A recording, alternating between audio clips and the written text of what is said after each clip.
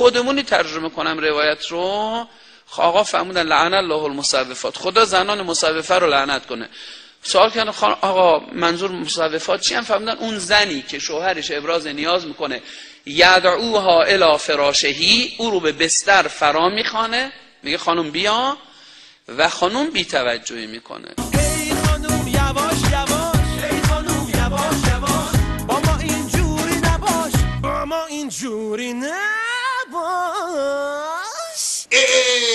خدا لعنت کنه، اصلا این حرفا رو ما تو اسلام نداریم. اسلام دین قاطع و برخورد سریع، دین عمله. در اسلام شما خیال کردیم مثل مسیحیت و فلان اینا بردارن خانوم ببرن کافه، حالا مخ بزن، حالا صحبت کن، حالا رضایت بده، این حرفا بکش پایین بابا. اسلام دین عمل. خدا لعنت کنه کسی رو که میخواد این جنبه عملیاتی اسلام ازش بگیره. اون خانومی که صداش میکنه میگه بیا، من هیچی نمیاد، بی توجهی میکنه، بکش پایین، میده شلا پلت میکنه، اینجا فکر نکنه. اسلام تعارف نداره با کسی. دو جور روایت هست، یه جور سوال کردن آقا مل مصوفات، آقا توضیح دادن. یه روایت من دیدم رسول خودشون توضیح فرمودن. اتفاقا ما نگاه میکردیم چند جور مثل این که روایت ببینم. یکی میگه حضرت خودش گفته، یعنی همین جوری خودش گفت. یکی میگه یارو پرسید بعد حضرت گفته. بعد دوباره میگه که یه روایت دیگه هم هست میگه که یارو و حضرت با هم فرمودن. یکی میگه نه اول حضرت فرمود بعد یارو پرسید. زیاد روایتو، خلاص سوال اونجا زیاد پیش میومد، اینجوری میشد یا یارو فرمود، نمیدونم حضرت رو خدای نکرده اینجا نوشته در این کتاب لوازم التحریر، یارو فرمود حضرت پرسید، بالاخره یکی حضرت فرمود. آقا میگه خانم میگن آقا چشم الان دو تا بشقاب الان خانم. آقا یه ذره گرد گیرید، من همین تمیز کنم، همین کابینت رو تمیز کنم. خانم آقا ببین چه آشغالا رو الان بعد خانم میره حتی تقلبه عینا، و میره میبینه شوهرش خوابش برده. هیچی دیگه، بدبخت شدیم رفت. یارو خوابید، بدبخت شدیم رفت. این خودشو این همه آماده کرد و هی خانوم یعنی هرچی خانوم از تو کوچه رد میشد همه خانوم. هی اینجوری هی گفت بعدا حالا الان ظرف بشین، حالا بچه رو گاز، الان اینجوریه. عرض کردیم ابتدای صحبت اسلام شوخی نداره، برخورد قطعی و قاطع و همون لحظه. این حرفا رو ما نداریم. ظرف دارم، بچه دارم، گاز دارم، رخت دارم. ای خانوم، تازه یارو محبت کرد اینجوری میگن خانوم. اینجوری خیلی خوب آقا خوابش ببر، حالا ده نبی چیه مگه چی شده؟ خیلی خوب فردا حالا یه وقت دیگه. نه خانوم، خیلی داستان مهمه. شاید فردایی در کار نباشه، شاید در این فرصت زمانی امشب تا فردا شوهر شما به انحراف کشیده بشه. اصلا اومدی وزد تا فردا حضرت خودشون یهود ظهور کردن انشاءالله تعالی دیگه. اصلا هیچ دیگه اون وقتی که با خانوم کار نداره. حضرت طبق روایات موجود این همه هست تو این کتابا گفته حضرت که اومد اصلا همش فقط دیگه خانوم و مانوم و بساط و اینجوری دیگه احتیاجی این نداره. یکی از مشخصات اصلی اسلام و تأکید مفرط حضرات و ائمه بزرگوار فعلی بعدی قبلی اینها همه به همین خانومه. یعنی 98% مسائل شرعی و دینی ما مربوط به خانوم.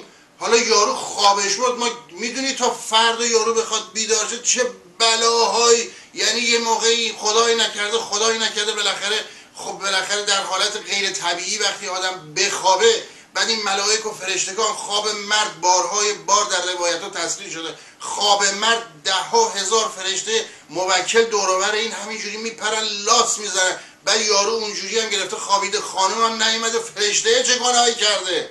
وا اسلاما. آیاتی تو این زمینه داریم خیلی عجیبه واقعا. فرمودن که المجاهد فی سبیل الله شاهرا سیفه، مردی که به زنش نزدیک میشه برای رفع غرایزش مثل مجاهد در راه خداست. اصلا مجاهدت فراتر از این نداریم ما.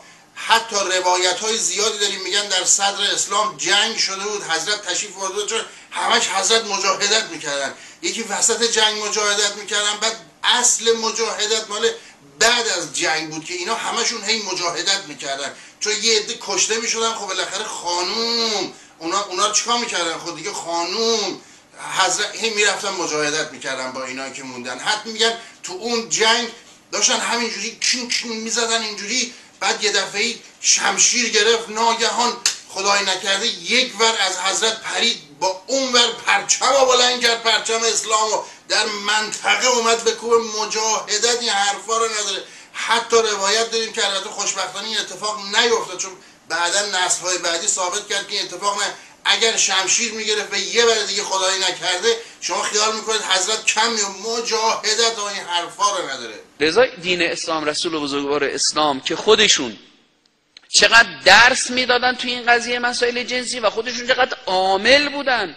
مثلا عامل که مال 5 دقیقشه، حضرت خودشون جزو عوامل بودن، یعنی همش تو عملیات بودن و هی عملیات میکردن، چون جهاد حساب میشد دیگه. خب جهاد اینجوری مفتی تازه آدم حالم میکنه.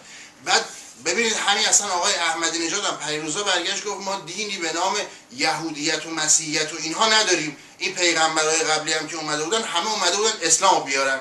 خب این پیغمبرای قبلی که اسلام آوردن، حضرت دیگه تشریف آوردن بیکار بودن، اسلام که قبلا اومده بود، همه کارا زحمتاش هم که پیامبرای قبلی کشیده بودن، ایشون فقط تو کار عملیات و این چیزای مربوط به عملیات بودن دیگه، چون اونا زحمتا رو که بیکار بود دیگه چیکار کنه دیگه. رسول بزرگوار اسلام فرمودن اگر مرد خانم مسلمون ابراز نیاز کرد، روایت حتی روی شتر، به او جواب بده. که به این میگن سکس شتری، یعنی رو شتر حساب کن اینجوری کوهاموهان هم داره اون وسط، بعد این اینجوری تکون هم میخوره، داره راه میره، گردن هم اینجوری میکنه.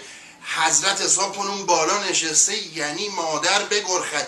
این همینجوری هی دیگه به این میگن سکس شتری. خب بله، البته الان شتر تو خیابونای مشهده. خب نه، آلازانتیا، ماکسیما، آقا پراید،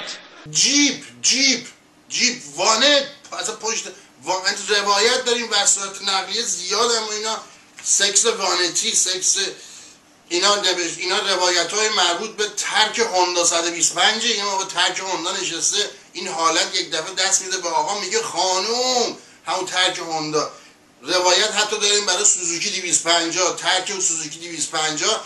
یه دونه روایت ما داریم برای ترک 250، یکی هم داریم واسه راننده که این حالت دستات خانوم باید چیکار باید بکنه. حالا اینا مشکل، اینا روایتاش همه موجوده، بدبختی یکی دوتا نیست. یعنی ما اومدیم مسئله سکس و شتر و جیپ و وانت و سوزوکی 250 اینا رو حل کردیم. بدبختی آقا اسلام یکی دوتا نیست. در حین نعوذ باید آلت تناسل یک متر کمتر از 12 سانتی متر نباشه. آقایونی که در حین نعوذ آلت تناسلشون کمتر از 12 سانتی متر، خواهرم حداقل باید اینقدر باشه. این آقا نمیتونه همسرشو به اوج اورگاسم برسونه و خودش هم در واقع مشکل جنسی داره. خب حالا باید چیکار کرد؟